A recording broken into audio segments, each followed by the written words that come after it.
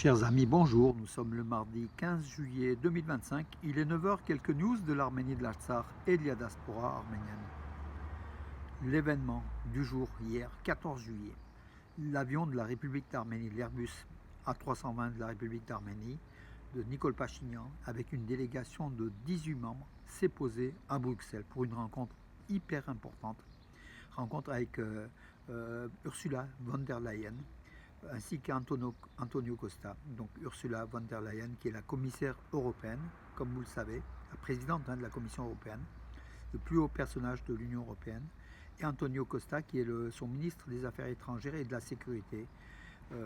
Voilà, pour une rencontre, comme j'ai dit, hyper importante avec la délégation arménienne de 18 membres. C'était quand même avec Arat Mirzoyan, ministre des Affaires étrangères, mais aussi les plus hauts personnages de l'État arménien qui étaient là, voilà, pour une rencontre, une nouvelle fois, hyper importante. Donc un communiqué de presse conjoint a été adopté à l'issue de la réunion qui dit « L'UE et l'Arménie réaffirment et renforcent leur partenariat lors de la réunion des dirigeants. » Aujourd'hui à Bruxelles, le président de la Commission européenne, Antonio Costa, et la présidente de la Commission européenne, Ursula von der, c'est plutôt la Commission européenne, du Conseil, le président du Conseil européen, c'est Antonio Costa, et la présidente de la Commission européenne, Ursula von der Leyen, ont rencontré le Premier ministre arménien, Nicole Pachinian, afin de réaffirmer, de renforcer le partenariat croissant entre l'Union européenne et l'Arménie.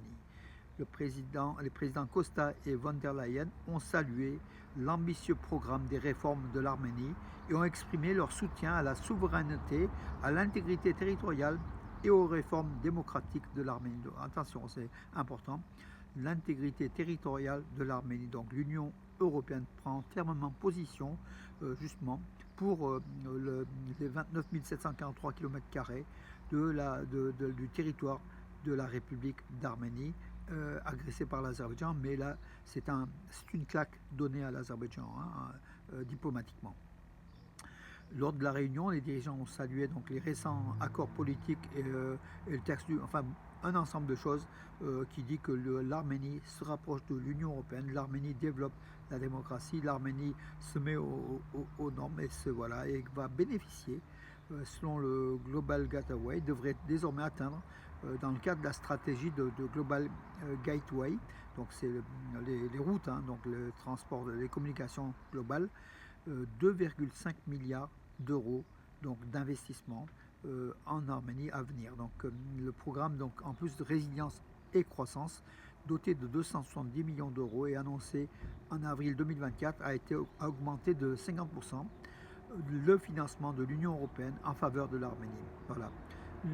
Donc l'Union européenne va aussi investir en Arménie dans ses réformes sociales, économiques et politiques. Alors, tout était pour affirmer que l'Union européenne soutenait l'Arménie, et c'est un geste diplomatique fort de l'Union européenne, justement avec Ursula von der Leyen, qu'on a largement critiqué pour le gaz azéri et pour avoir dit que l'Azerbaïdjan était un partenaire fiable. Là, c'est comment dirais-je, c'est un arrimage de l'Arménie au sein de l'Union européenne. D'ailleurs, il ne faut pas se tromper, Nicole Pachinian et la délégation arménienne a aussi rencontré donc, à Bruxelles hier la Marta Kos, qui est la commissaire européenne à l'élargissement de l'Union européenne. Elle a salué l'Arménie, elle a dit que jamais, donc soutien ferme de l'Union européenne au programme ambitieux de l'Arménie et la mise en œuvre effective des réformes démocratiques. Elle a donc ce personnage clé, Marta Kos, a dit que jamais l'Arménie n'avait autant avancé de l'Union européenne qu'aujourd'hui. D'ailleurs, elle a promis de se rendre aussi prochainement, en automne, en Arménie. Donc c'est aussi une bonne chose. Voilà pour les investissements de l'Union européenne aussi en Arménie à venir. En fait, bon, c'était tout un ensemble de mesures. L'Union européenne, voyant la Russie remettre le pied en Arménie, à mon avis, c'est aussi un coup donné à la Russie. Donc l'Arménie n'est que n'est que comment dire, la monnaie donc d'échange entre ces relations ambiguës entre l'Union européenne et la Russie, et un arrimage plus fort auprès de l'Europe, de l'Arménie, voulu par Ursula von der Leyen, par Costa, par un ensemble de personnalités de premier rang de l'Union européenne. Et Nicole Pachinian n'est pas tombé dans le piège, il a bénéficié de cela en se rendant à Bruxelles. En tout cas, c'est plutôt une bonne chose. Moi, j'estime que c'est plutôt une bonne chose, cet arrimage à l'Europe, même si derrière la Russie peut sanctionner, comme la Russie peut faire beaucoup mal encore à l'Arménie. Mais bon, la Russie, il faut qu'elle comprenne un jour que l'Arménie peut naviguer entre l'Union européenne, son patrimoine culturel est en Europe, et puis ses affinités, et puis une Russie qui est une grande puissance voisine, avec laquelle elle peut bien se comporter également, l'Arménie. Donc voilà. Euh, cette déclaration de l'Union européenne donc par rapport à l'Arménie est quand même une déclaration très très forte, mes amis. C'est une réussite totale du gouvernement Pachinian, quoi qu'on en dise, même si effectivement il est fortement critiqué par rapport à ses prises de position, par rapport à ses, comment dirais-je, à sa faiblesse face à l'Azerbaïdjan, face aux concessions territoriales, face à l'attaque de l'Église. Pachinian est très critiqué, à juste titre d'ailleurs critiqué, mais sur le plan diplomatique, donc européen, c'est une grande, grande victoire de l'Arménie.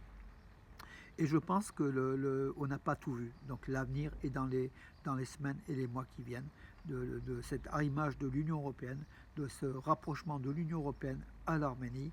Ça va aller très, très, très vite. Voilà. La banque arménienne Achin Bank envisage d'acquérir le HSBC de Malte, selon le Times of Malta.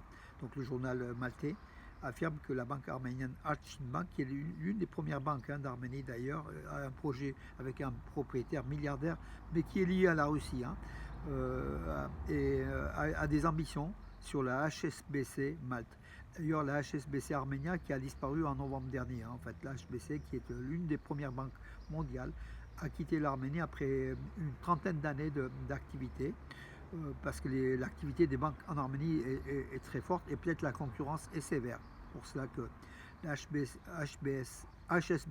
n'a pas pu faire sa place en Arménie.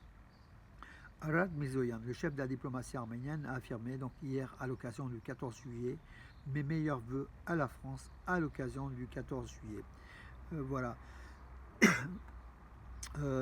Aussi donc le président de la République d'Arménie, le Vakhtang Ratchaburian, il a aussi fait un message de félicitations à la France donc à l'occasion du 14 juillet. Donc je vais vous dire ce qu'il a dit.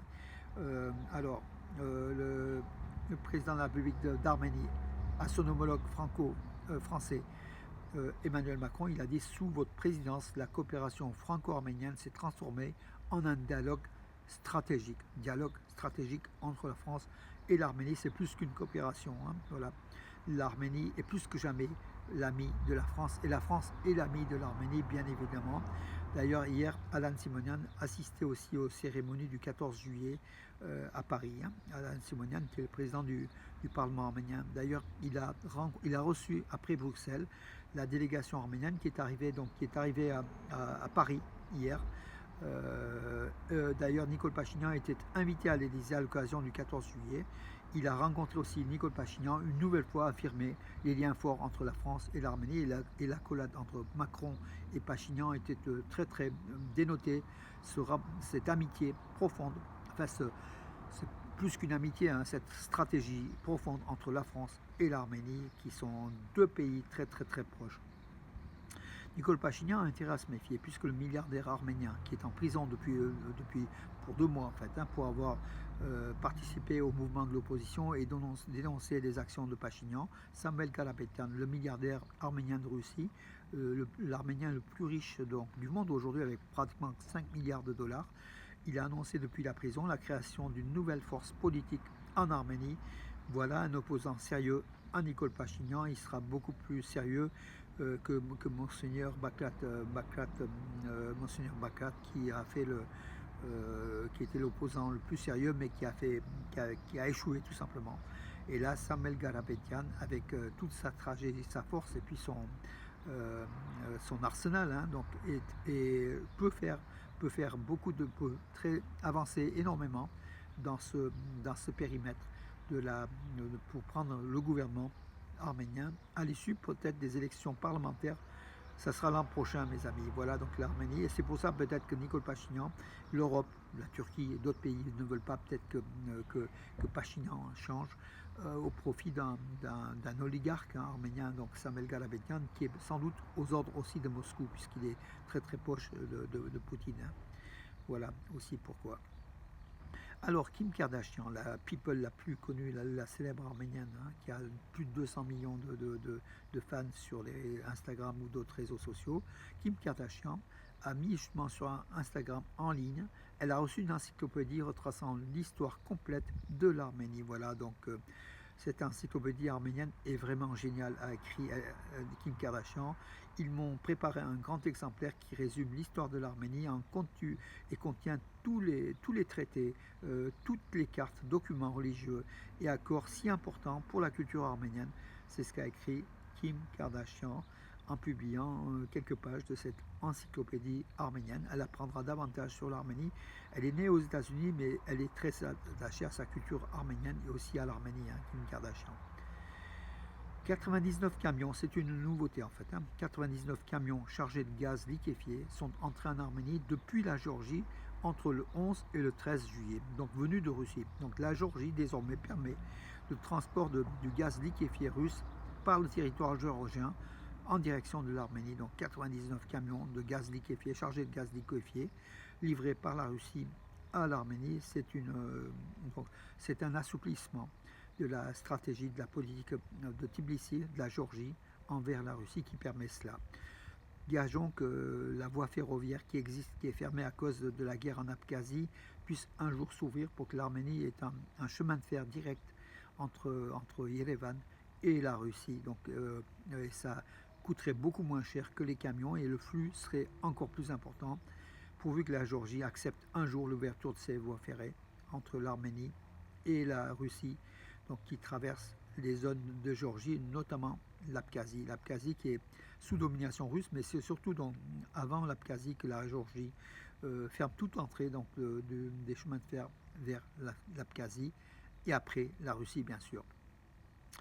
Mes amis, je crois que j'ai fait le tour de l'actualité. Encore une fois, c'était l'Union européenne qui dominait, donc avec cette Arménie depuis l'an dernier. C'était en avril dernier, de l'an dernier, donc avec les rencontres Nicole Pachinian, Ursula von der Leyen, et le chef de la diplomatie américaine Anthony Blinken, avec une déclaration forte qui avait fortement déplu à la Turquie et surtout à l'Azerbaïdjan de cet arrimage de l'Arménie au sein de l'Union européenne, de rapprochement très fort.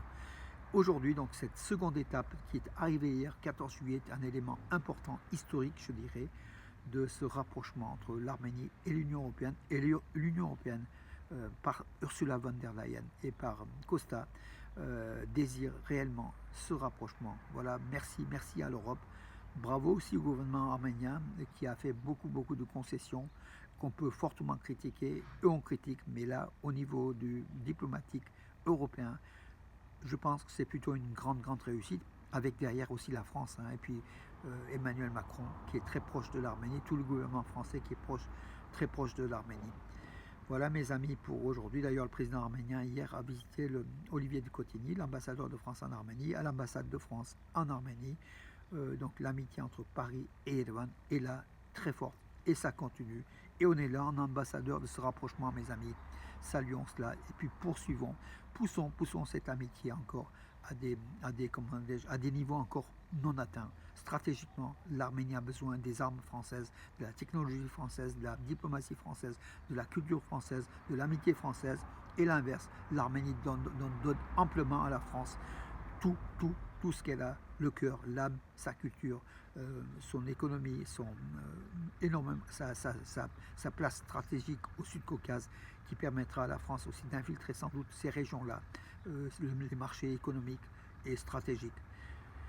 Voilà mes amis pour aujourd'hui, 15 juillet, j'en ai dit assez. Je vous donne rendez-vous à demain et je vous souhaite une très bonne journée. Et je donne rendez-vous à mes amis de Valence Roman, Aglo et l'association Idjeval. Donc une réunion ce soir à 18h30 à Valence, voilà, importante, qui résumera les liens entre Valence et Djevan et surtout qui fera le point sur la récente réception d'un groupe de 11 étudiants et étudiantes d'Arménie d'Ijevan à Valence qui s'est super bien passé. Voilà encore une fois le rôle de trait d'union d'ambassadeur d'Arménie en France et ambassadeur de France en Arménie. Nous sommes tous mes amis, les 700 000 Arméniens de France, on est là pour la France, on est là pour l'Arménie, on est pour ce rapprochement enrichissant. Bonne journée et à demain mes amis.